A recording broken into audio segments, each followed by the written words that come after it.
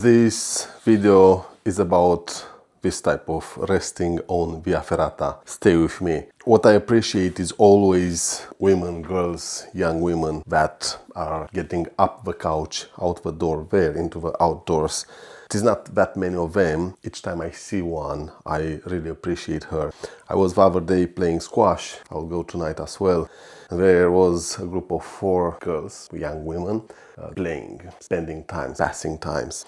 And one of them was saying, "Oh, I don't like it, I will not return." Then the another one was saying, I'm here to learn. It is why I'm here. They were speaking among themselves. I was eardropping. And then 2 of them were playing. And I said, "Look, if you want to learn while I'm waiting for my friends, come and play with me," which we did. And then I ended up taking a round with each one of them. And there was a girl, probably the one that instigated the whole squash thing. She was good. She was very good. And I enjoyed that competition. I challenged her properly because she was very good. And it is a sign of respect. When you are good, then I will make sure there is no compromise when it comes to competition. So yes, I really appreciate when I see this. Now, on TikTok, I was the other day doom scrolling. Yes, it is what it is. And it keeps popping this girl that does via ferrata related TikToks. And in one of the videos, there was no shock absorber. I will check back again. I will try to investigate and see why. But then I checked her profile to understand why she got there to that place of not having a shock absorber. Again, I will check the footage back again to make sure I've seen it properly. And I've seen her having a TikTok about via ferrata, explaining the shock absorber, the via ferrata set and so forth. And then she gets to resting. And when she got to resting, she says, "This is the system I lately am using," because she was saying, "I'm using the quick draw, but then because sometimes the resting point is too high above, I'm using something like this." And then she was showing how she's connecting this to the harness. And the way she was doing it was with an extra carabiner here. And then everything else was like this. I wrote her a message and I told her, "Look, why do you do that? Why do you need an extra carabiner for a lanyard like this? You don't need it. What you need is when you connect this to your belay loop, this here is the belay loop. You do like this. You cross it like this. And then you do like this, and here you have it. Let me show it to you closer. You see? Now it is connected to your belay loop. This is the belay loop. It is connected. There is nothing else you have to do. No need for an extra carabiner. An extra carabiner introduces complexity into the system. There is no need, and it costs more. You don't need that extra carabiner. You can use this knot. She replied back and she said, "Okay, I will do that." Then in her video, let me for a moment take this off. In her video, she was saying, "I'm clipping this into the carabiner here," which I just told you it is wrong. And then I'm clipping it here behind. But you see, you are always left with this dangling lanyard here. And what will happen on via ferrata, you'll go, it many times happens this, you'll go, you see, it's already happening. Try to lift your leg to progress, and now it is blocked there into the lanyard. It happened to me in the past, it is why I'm telling you. When I was experiencing and evaluating to see the weaknesses of such installation of the resting system, it is what was happening, always this. Then, when you have it into a carabiner like this without a knot here, another thing that can happen is this can travel like this, and now you'll end up with something like this. And something like this means your foot can get trapped into it. This is very bad lanyard management. It's about that. And of course, then when you need it, if it is like this, it is extra effort because you still have to prep it. How should you do it? What's the best way of doing it? Well, when you connect it to the belay loop of your harness, you connect it with a knot like this. The moment you use a knot like this, what happens is there is no traveling anymore, and of course you don't need an extra carabiner. This is done. There is nothing else you have to do at the belay loop. Now in here you have these 2 problems. One, the carabiner travels and you might whatever, it's not good, it travels. You don't want the carabiner to travel. And what you can do is either, and I already showed this in a past video, but I'm showing it back again. You either put a knot here like this, and why this is not bad, You are not supposed to fall into this static system. I got a comment recently saying, oh, I don't understand why should you use the resting at the same time with the Via Ferrata set. The Via Ferrata set is supposed to catch the fall, and if you use the resting system, then it is static and you defeat the purpose, which is correct. It is correct interpretation. Now, you have to watch these videos very carefully with a critical mind and understand what fall means, when do you create a fall factor, and when using a static lanyard like this, it is extremely dangerous. If you go on a bridge, now they say even 30 centimeters fall, it is still hard, it still creates fall factor and so forth. Now, when you go on a bridge, and I will show it this year going forward, I will show it more and more. When you go on a bridge, if this is properly tensioned and you don't have slack, then there is no fall. If you lose control and drop, it is almost a static fall. Nothing can happen.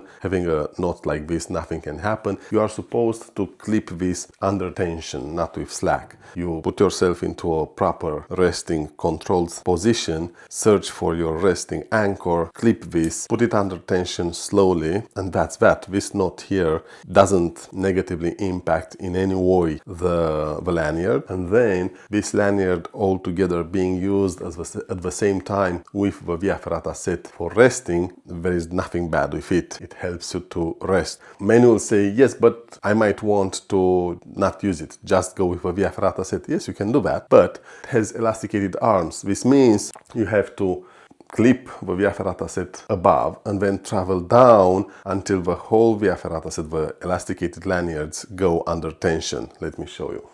Don't have it here. You should know what the Via Ferrata set is and what it does.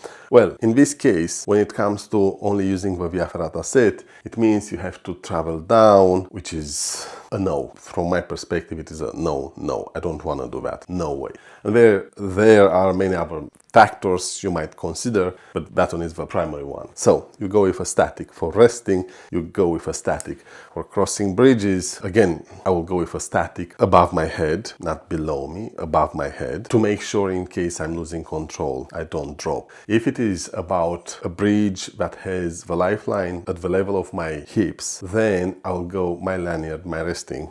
This is my resting system. It has a long one and a short one. If I have a lifeline here, then I will go with a short one. In case I lose control, again, there is no fall because this is short enough to not create any fall factor at all. You see, I added these stoppers here to make sure it no longer travels on the carabiner to be able to always clip it, because if you leave it like this, what might happen is this, and if this happens, you have to put effort. This can happen as well, and you have to put effort to bring it in place. I don't want that extra hassle, so yes, this is how I did it.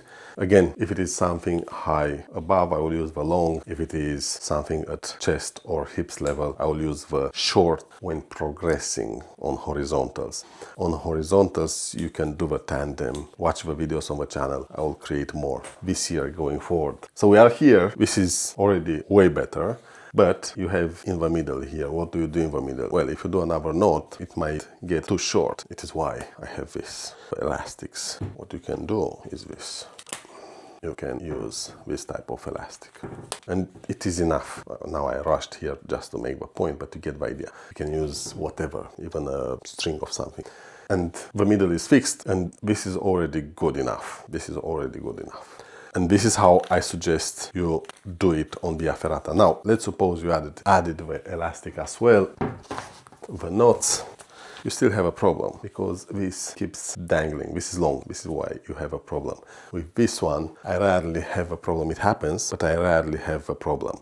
And what I lately do, and I will come on the channel when I complete deciding what is good and what is bad, what I many times do on extremely difficult segments to make sure this doesn't get into my way, I just leave it dangle like this. It's not good practice. I'm still working, otherwise it stays here, and again it is short enough. I don't touch.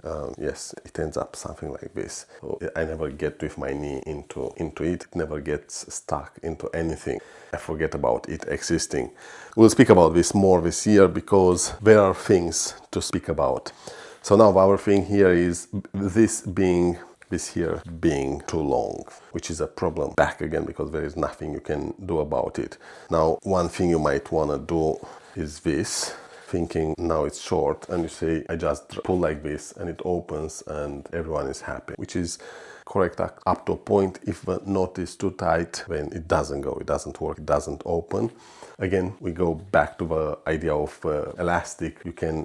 You can put here somewhere, here for example, the elastic. And this is for the purpose of demonstration now, quick, fast. So let's suppose you have something like this, which already helps you. Now, this is how it is connected. So what you can do then is pull it through a elastic and now it stays. This is way better, no, because it is glued there. And when if you need it fast, you just drag this and break the elastic and it opens for sure and you can extend it. This is bad practice in my opinion. I gave up on using them because they are too long. You don't need that long on the Via Ferrata. It is way too long compared to this one. Look, way too long, and you don't need that long. From my experience going on so many Via Ferrata so far, this long you don't need. So yes, but it is cheap. When it comes to the theory of resting on Via Ferrata, the argument is you don't want to spend money. You already maybe spent on the safety equipment, the basic system, but then you need resting. Resting is smart on Via Ferrata. For that, something like this is very good. Well, it will definitely be a very good addition, but this is too long. And the main problem is your knee might lock in here, which is bad. Another thing you can do is once you clip this behind, you can put this into the utility loop of your sitting harness. I leave it with you to think how to lanyard manage it. But yes, be aware of these things. Here, the carabiner, this knot should be closer to the carabiner, closer like this, just to allow less travel of the carabiner, because if this happens, then, and it happens even if it is here in the utility loop, this will still travel. And if it travels and then you want to open it fast and you cannot, now you have a problem because it gets in your way. This can happen, this can happen. And if this happens, then it gets you into trouble because you need that extra moment to pull it out from the utility loop and then clip it for resting. And it might be the difference between falling and not falling. You don't want to go through that. So yes, pay attention to this. It is very interesting. No need for an extra carabiner here. Just use the knot and then manage this because it's too much. You have to manage this while you are climbing because otherwise it might get into your way. Manage how the carabiner sits in here because again, it might get into your way when you most need it. It might get you into trouble actually. Pay attention. This was it. I will start baking now and cooking. I will see you next time.